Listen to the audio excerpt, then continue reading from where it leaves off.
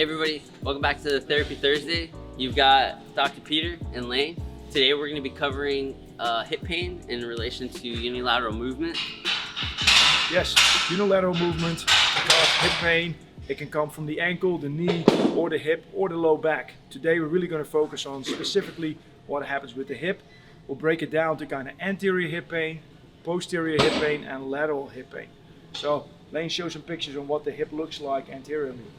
All right, as y'all can see here, this is the front of the hip. As we zoom in, highlighted is the psoas major. And if you notice right next to that, there's actually the psoas minor. And both of these work in tandem to help and aid with hip flexion, but they are not the sole proprietors of hip flexion. There's quite a concert of muscles that cause that. And Dr. Peter, I'll let you kind of describe that a little bit more. Yeah, we've heard about the iliopsoas, which is really a combination of the iliacus with the psoas muscle group right there. Other part of the hip flexors is obviously your rectus femoris, which is part of your quadriceps muscle. So all those muscles work together in flexing the hip. Oftentimes people feel like they have hip flexor tightness, and indeed that muscle can be tight, but sometimes it can be weak, sometimes it can be in spasm. Lots of reasons can give you a sense of hip flexor tightness, which can kind of feel like a pinch inside the hip with flexing the hip. Adductor muscles are important with that as well, and so we'll talk about that some more when we go to the lateral hip pain. But all these muscles work together as a whole, and so when you have problems with the hip, the key thing is to evaluate all of that and not just zoom into just what hurts, but also what else may be, working or not working as properly as it should. All right, so we're going to start with anterior hip pain. Using the step up as our movement of choice, I'll let Dr. Peter talk about everything that's happening and what to look for. Yeah, if you think about anterior hip pain, it could be the hip joint or it could be the muscles around the hip. So go ahead, step up and just leave your foot right there. So as we flex the hip up, you're going to get impingement of the hip joint. That's normal. However, if there's structural difficulties inside the hip joint, that can lead to pain. Then as he propels himself up, go ahead and make a step up for me. You can now see that multiple muscles have to work together. Not only does the quads and the hip flexors as far as the core have to work together, but also adductors and abductors have to work. And if there's any weakness in any of those muscles, that can lead to more pressure on the hip joint itself. So step down one more time for me. And now let's say pretend like your knee is caving in as you come up. You can see that would impinge his hip even more. So weakness in the abductors or tightness in the adductors can lead to problems like that will then get cause you more pain in the hip joint itself, even though the structure at cause is not the hip joint but the muscles surrounding the hip. And so what do you find with most people that you work with?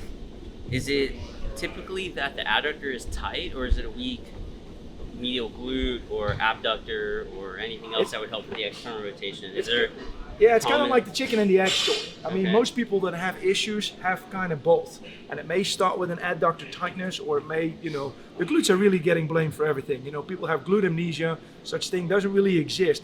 But your glutes can definitely be less engaged than they need to be. And that can then put more strain on the adductors. The adductors with squatting and deadlifting are very active, supporting the glutes and the hamstrings and the quads. So you can have an overuse of your adductors leading to tightness and spasms, which then inhibits the glute, medius from working properly and keep propelling these issues.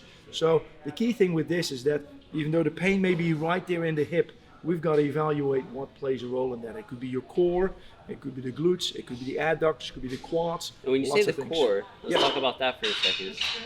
What's happening in the core? If I go to step up, what pain would I experience if it was a core issue, or what are some of the things I can look for? Well, not as much the pain, because the pain could still be in the hip. But if you have weak core, you would lean even more forward as you step up, impinging the hip joint even more. So your core is to keep the body straight and erect as you propel yourself up. Great. And so if your rectus abdominis or your obliques are not doing what they're supposed to do and keep your body in a nice, proper form, you get more pressure on the hip joint. That can then lead to friction inside the hip joint or tendonitis or any other kind of pain you may have around the hip. All right, and what about, you said rectus femoris. Let's talk about that for a second. Yep, rectus femoris. Which is what most people, they are a little bit more privy with anatomy. Look at, that's going to be a leg extensor or a knee extensor. So how does that help with hip flexion, and as well as why would pain show up there? Yeah, the rectus femoris is indeed a knee extender, but also a hip flexor. It spans two joints, spans the knee as well as the hip. So the rectus femoris works together with the iliopsoas as the main flexor of your hip.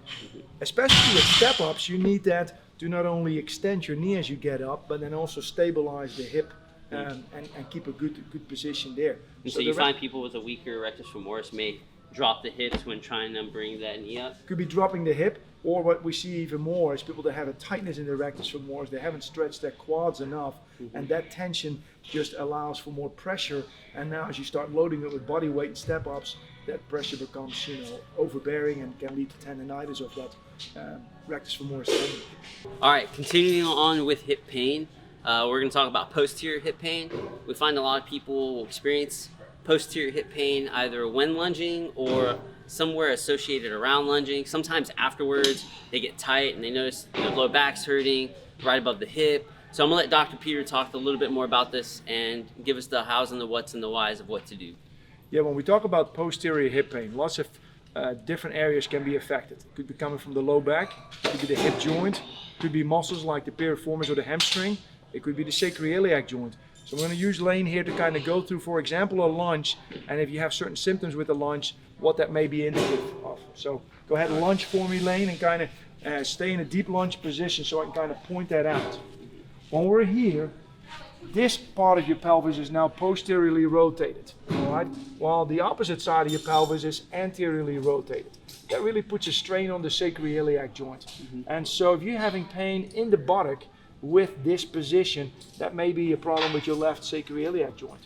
If you're having problems with the right hip in that position, it may be your right SI joint that's at fault. Gotcha. Okay? Then as you come out of the lunge, obviously going into an extension, using the hamstrings and using piriformis to stabilize. So you're having pain more through the glute, more transverse. It's more of a piriformis type pain.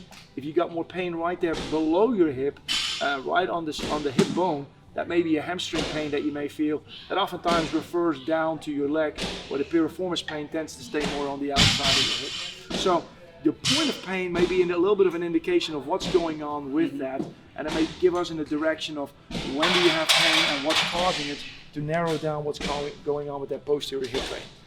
All right, so if we're localizing pain here, Yep. and we're localizing pain here, we have identified where it could be coming from or the why. But what about low back? What about when people are saying, hey, my low back is hurting? Yep, absolutely. Low back can cause that and can have pain in the low back. The low back pain can also refer down to your hip. Okay. So you may think you have a hip problem, where really it's coming from the back. For that, obviously, we need to look at your lumbar mobility. So go ahead, bend forward for me and see if you can touch your toes. We're trying to see, hey, is there enough rounding going on there? And then stand up and now bend backwards. And we're going to see how much of an arch he can generate through here. If both of those movements are pretty okay, we can kind of rule out the back as a problematic, part of your hip pain. If either one of those cause pain, we need to dive into the low back, and that's kind of a different discussion altogether. All right, I'm following you. Okay, we're going to cover lateral hip pain. Anytime you're in a frontal plane movement, you may experience this. Doc, tell us more. Yes, lateral hip pain is quite common, especially in physical therapy practice. People come with typically hip bursitis. So it definitely can be a bursa that's inflamed. What is a bursa sac? Let's first cover that. Yeah, a bursa sac is basically a small little gel pack that sits underneath a tendon to avoid friction of that tendon rubbing on a bony area. And so it's supposed to be there, but repeated friction can cause some inflammation of that bursa, and now we have what we call a bursitis. And so oftentimes people have pain on the hip. It can be because of a bursitis, but it can also just be a tendinopathy where the tendon is just irritable. We see a lot. I see you have a band right there. We see in the gyms a lot. We see it in PT clinics a lot. We're doing banded exercises to really strengthen the outside hip muscles, the hip abductors. And that really is helpful because the stronger those muscles are, the more they can handle the load. The higher the load capacity, less likely for you to get a tendinopathy. So banded exercises can be quite helpful. Now you can do banded exercises with walking. You can do banded exercises while bridging. Lots of different options you can have. If you have hip pain, one of the best banded exercises really is like Lane is doing right here, around the toes. Research has indicated that if we do banded walks with the band around the ankle and foot, we get most activity of the glute medius and get least activity of the tensor fasciae lata, the TFL, which is a common cause of hip pain on the lateral side as well.